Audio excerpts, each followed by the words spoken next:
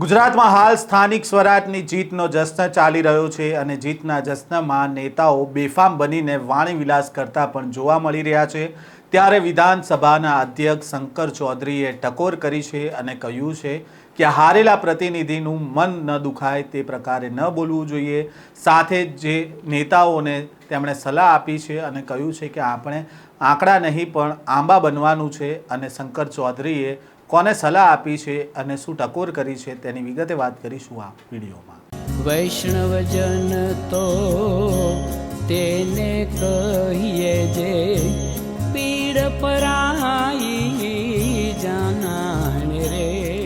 નમસ્કાર, નવજીવન ન્યૂઝમાં આપનું સ્વાગત છે। હું છું જયંત દાફડા। વાવથરા જિલ્લામાં સ્થાનિક સ્વરાજની ચૂંટણીમાં ભાજપની જીત બાદ વિજય ઉત્સવ અને સન્માન સમારોહનું આયોજન કરવામાં આવ્યું હતું।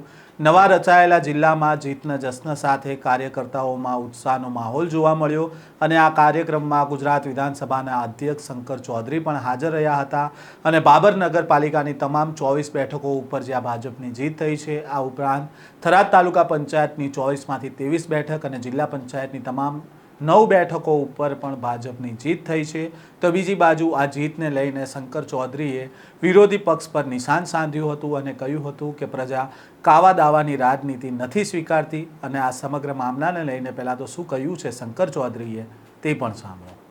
તો પછી આ બધા ના હોતી 50 વર્ષ જેમણે ચલાવ્યું હતું ને એ જ લોકો હોત, કેમ કે એમને ખૂબ આવડતું હતું કાવો દાવા, પરંતુ પ્રજા હવે કાવા દાવા માત્ર નથી સ્વીકારતું। હવે રાજનીતિ વિકાસની રાજનીતિ સ્વીકારે છે। તો હવે રાજનીતિ વિકાસની રાજનીતિ સ્વીકારે છે તો જનતા જનાર્દનને ઈશ્વરનું સ્વરૂપ માનીને મંડી પડો। આ કામની સલાહ તમારા બધાની વચ્ચે હતી અને કોઈ પણ આપણે કોઈ જગ્યાએ એવું ન બોલીએ કે જેના કારણે કોઈ હારેલા પ્રતિનિધિનું મન દુખાય। મારી તમને બધાને પ્રાર્થના છે કે ચૂંટાયેલા પ્રતિનિધિ હોય ત્યાં આપણો વ્યવહાર ક્યાંય એવો ન થાય કે કોઈ ચૂંટાયેલા પ્રતિનિધિ તરીકે આપણે એના ઘરની સામે જઈને કોઈ પેલું કરે એવું નહીં। એની સામે આપણે જીતી ગયા છે તો આપણે નથી જીત્યા, જનતા જનાર્દને આશીર્વાદ આપ્યા છે, પ્રજા જીતી છે, પ્રજાએ નક્કી કર્યું છે કે એનો અહંકાર ક્યાંય ભૂલથી આપણી પાસે ના આવવો જોઈએ।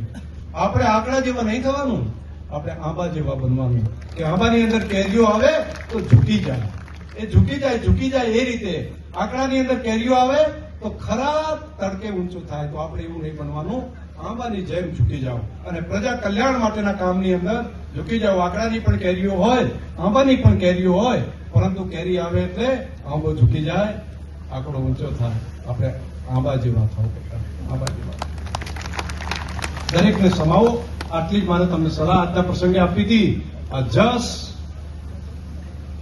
સાચા અર્થમાં પ્રદેશના અધ્યક્ષશ્રી છે, પ્રજા બોલે નહીં પરંતુ તમારો વ્યવહાર, વાણી, કોઈ પહેલાના સમયની અંદર એવા હતા કે ચૂંટણી આવે ત્યારે 1 મહિનાની અંદર શું કરે, બધા કાવા દાવા કરતા।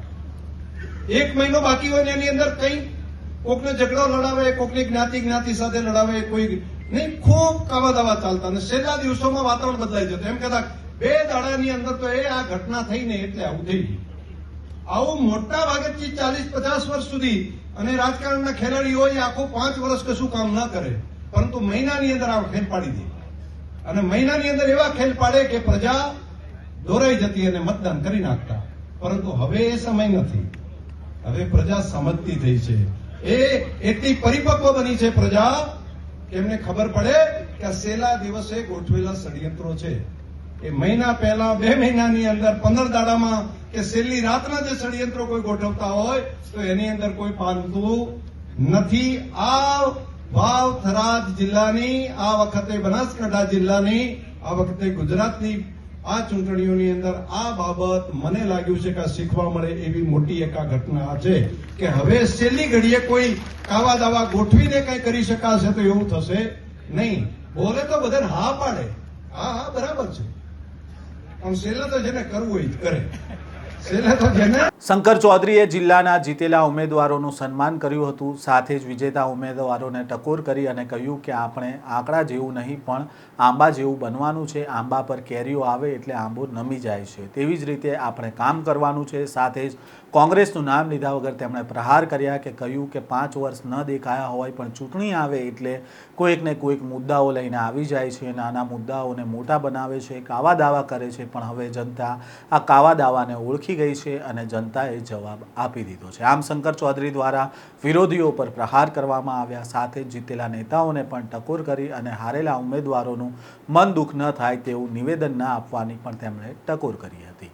આ પ્રકારના સમાચાર અહેવાલ સાથે ફરી મળીશું. નવજીવન ન્યૂઝ સાથે જોડાયેલા રહેજો.